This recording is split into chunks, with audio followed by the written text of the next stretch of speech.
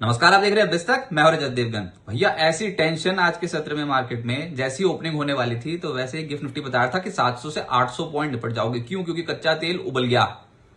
1-2%, 3% नहीं, 28-29% का जंप एक सिंगल ट्रेडिंग सेशन में। ट्रेडर्स इतने नर्वस हो गए, ट्रेडिंग की खिड़की खोलने की हिम्मत नहीं हो रही। अमेरिकन मार्केट देखो तो वो लाल निशान में बंद हुए थे, लेकिन डाउ फ्यूचर्स और नैस्डैक फ्यूचर्स देखो तो वहां पर 2 से 2.25% की गिरावट देखने को मिल रही थी। ऊपर से निके कॉस्पी यानी कि जापान के बाजार और दक्षिण कोरिया के बाजार भयंकर तरीके से टूटे हुए थे। 6-8% इस क्वांटम की गिरावट देखने को मिल रही थी। हमारे यहां तो 800 पॉइंट नीचे गैप डाउन खुलने की उम्मीद बन गई थी। तो आज तो जो हाहाकार और हड़कंप की एक्सपेक्टेशन में ट्रेडर्स बोल रहे थे भैया बच्चों, आज तो किसी तरीके से हाथ जोड़ लिए उन्होंने बाजार के आगे। अब हुआ क्या कि जो डर था वो तो सही था, एक बड़े गैप डाउन के साथ खुल गए हम, लेकिन फिर शुरुआती 1 घंटे में जितने पैनिक के साथ नीचे जा सकते थे वही हुआ। उसके बाद बाजार थोड़ा सा स्टेबल होने की कोशिश करता रहा, लेटर हाफ में पिकअप कर गया, दिन की ऊंचाइयां छूते छूते बंद हुआ, लेकिन डैमेज तो हो गया था ना। तो आज के दिन का मार्केट 23,868 के लेवल की ओपनिंग हुई। 11 महीने के निचले स्तर पे चले गया। आज के दिन का लो है 23,697 का, और एक बार निफ्टी 752 अंक नीचे था, एक बार सेंसेक्स 2,494 अंक नीचे था। उसके बाद फिर आई निचले स्तरों से रिकवरी। दिन के दौरान धीरे धीरे करके आपके बहुत सारे स्टॉक्स लोअर एंड से संभलने की कोशिश कर गए और 24,078 का हाई बनाया निफ्टी ने। क्लोजिंग आई है 24,028 के लेवल की। 422 अंक गिरकर निफ्टी क्लोज हुआ है, एक बार 752 अंक नीचे था। निफ्टी बैंक 1,763 अंकों की गिरावट के साथ 56,019 के लेवल पर बंद हुआ है, और सेंसेक्स 1,352 अंकों की गिरावट के साथ 77,566 के लेवल पर बंद हुआ है। फिर बता दूं, सेंसेक्स एक बार 2,494 अंक नीचे था। अब ये रिकवरी क्यों आई? क्योंकि ब्रेंट क्रूड ऑयल जो 119.5 का लेवल छू गया था आज सुबह सुबह, वो धीरे धीरे करके नीचे आ गया। फिर वो लगभग 103-104 के आसपास आ गया, और उससे थोड़ा सा कुशन आया। भैया $119.5 का मतलब समझते हो आप? कमर टूट गई।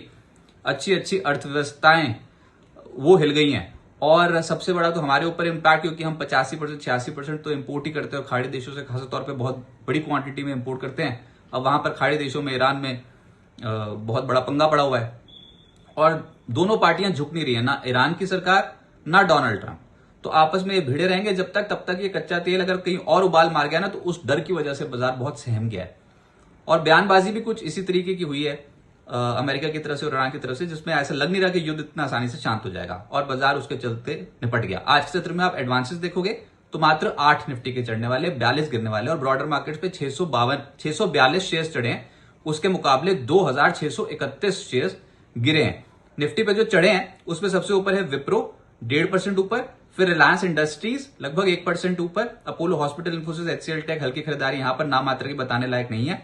निफ्टी लूजर्स में ये तो सूची बहुत बड़ी और परसेंटेज के हिसाब से बहुत ज्यादा गिरावट, जिसमें ऑटोज आज सबसे ज्यादा प्रभावित हुए हैं, जिसमें Tata motors, Maruti Suzuki, Eicher motors, MNM 4.5% से 5.25% नीचे रहे। अल्ट्राटेक सीमेंट एक और स्टॉक जो 5% ज्यादा टूट गया, और गिरने वालों की सूची वैसे 42 की है आज निफ्टी पे। एफएनओ इंडेक्स में डीमार्ट नजर आया आपको 2.5% ऊपर, एमसीएक्स 2% ऊपर, Reliance, BSC, ICICI general insurance जैसे स्टॉक्स में खरीदारी हुई है। रिलायंस ने आज कुछ संभालने की कोशिश की, लेकिन दबाव कौन डाल रहे थे? HDFC bank, ICICI bank, SBI सबसे ज्यादा दबाव डाल रहे थे बाजार पे आज। अच्छा, फिर एफएनओ लूजर्स में पीजीईएल 15% निपट गया एक ही दिन में। अंबर एंटरप्राइजेस 7% नीचे चला गया। सेल 6% नीचे। BPCL, Tata motor passenger vehicle 5% से 6% नीचे चले गए। ऑयल मार्केटिंग कंपनियों की तो बैंड बज गई। बीपीसीएल जैसा स्टॉक 6% नीचे था। मिड कैप गेनर्स में एमक्योर नजर आएगा आपको 7.5% ऊपर, आधार हाउसिंग फाइनेंस 6.5% ऊपर, Renuka sugar, supreme petro, Eiffel 3% से 4% ऊपर चढ़े गए। लेकिन जो गिरने वाले हैं उनकी एक तो सूची बहुत ज्यादा है, फिर परसेंटेज के लिहाज से डेंट बहुत बड़ा है, जिसमें रेन इंडस्ट्रीज 13% नीचे गया, सेफायर 9% ज्यादा टूट गया, आईडीबीआई जैसे स्टॉक 9% नीचे था। आज तो पीएसयू बैंक्स की जो शामत आ गई, पीएसयू बैंक इतनी जबरदस्त तरीके से टूट गए। फिर तेजस नेटवर्क भी 8.5% नीचे चला गया, एमआरपीएल 7% ज्यादा टूट गया, मेडी एसएस 7% ज्यादा टूट गया, चॉइस इंटरनेशनल, जीएसपीएल, सुप्रिया लाइसेंसेस 7.25% से 7.5% नीचे थे, और चेन्नई पेट्रो जैसे स्टॉक लगभग 0.75% नीचे। ऑटो सबसे कमजोर तबका रहा मार्केट का आज, जिसे टाटा मोटर पैसेंजर व्हीकल 5% नीचे, बॉश लिमिटेड 5% से ज्यादा टूटा, tube investment, Maruti Suzuki, Eicher motor 4.5% से 0.5% धड़ाम। पीएसयू बैंक्स बहुत पिटे हैं आज। Bank of Maharashtra, bank of India, union bank, Indian bank, Canara bank 4% से 6% नीचे चले गए। प्राइवेट बैंक्स के बुरे हाल, जिसमें बंधन बैंक 5% नीचे, आईडीएफसी फर्स्ट बैंक 4.5% नीचे, federal bank, IndusInd bank, Kotak bank सब स्टॉक 3.5% से 4.5% नीचे थे। आईसीआईसीआई बैंक 3% के करीब टूटा है। बाजार पे सबसे ज्यादा दबाव इसी ने डाला और दूसरे नंबर पे जिसने डाला वो है एचडीएफसी बैंक। फिर मेटल्स जिसमें JSL, steel authority, Tata steel, JSW steel, Welspun Corp, ये सब स्टॉक्स 3% से 5.5% नीचे चले गए। ऑयल एंड गैस स्पेस में आज जीएसपीएल 7.5% नीचे रहा। फिर ऑयल मार्केटिंग कंपनीज बहुत बुरी तरीके से पिट गई। बीपीसीएल 6.5% नीचे, एचपीसीएल 5% नीचे, आईओसी 4.5% नीचे। अब प्रॉब्लम यही है ना कि ये जो तेल के दाम है $119.5 प्रति बैरल का प्राइस तो डिस्काउंटेड है ही नहीं है, ये तो बहुत ऊपर के प्राइसेस हैं। तो ऑयल मार्केटिंग कंपनियों की तो हालत टाइट हो रखी है। ऊपर से ये गैस कीमतें जो उछती हैं तो गैस डिस्ट्रीब्यूशन कंपनियों की हालत टाइट हो रखी है। गुजरात गैस जैसा स्टॉक 6% ज्यादा नीचे चला गया आज। फिर फाइनेंस स्टॉक्स में आरईसी लिमिटेड, एसबीआई, पीएफसी, जियो फाइनेंशियल, चोला फाइनेंस, ये सब स्टॉक्स में आज लाल निशान की क्लोजिंग है। डिफेंस में भी आज गिरावट देखने को मिली। पिछले कुछ दिनों में चढ़े थे लेकिन आज कुछ नहीं चढ़ने को तैयार हो रहा था। तो बीईएमएल, मिधानी, पारस डिफेंस, डायनामेटिक टेक, मैसडॉक 3.25% से 4.25% नीचे हैं। और सरकारी कंपनियों में आज गिरावट आई जिसमें NLC India, ONGC, Satluj Jal Vidyut Nigam, oil India, BEL, Kochi shipyard 2% से 6% के आसपास टूटे हैं। तो हाहाकार मचा हुआ था। अक्रॉस द बोर्ड बिकवाले देखने को मिल रही। कुछ चुनिंदा आपको आईटी कंपनियों ऊपर जाती नजर आएंगी, लेकिन आईटी में तो वैसे किसी का इंटरेस्ट नहीं है। जो मेन स्टॉक्स हैं वो तो बहुत बुरी तरीके से क्रैश कर गए। क्यों? क्योंकि बहुत इंपॉर्टेंट लेवल तोड़ दिया ना आपने आज के सत्र में मार्केट में फिर से। लेकिन फिर आप इंटरडे में देखोगे तो निश्चित रूप से कुछ स्टॉक्स में खरीदारी भी आई है। ऐसा नहीं, अगर आप दिन के दौरान पिक्चर देखते तो और खराब नजर आती। ये तो थोड़ा संभल के बंद हुए तब ऐसी हालत है।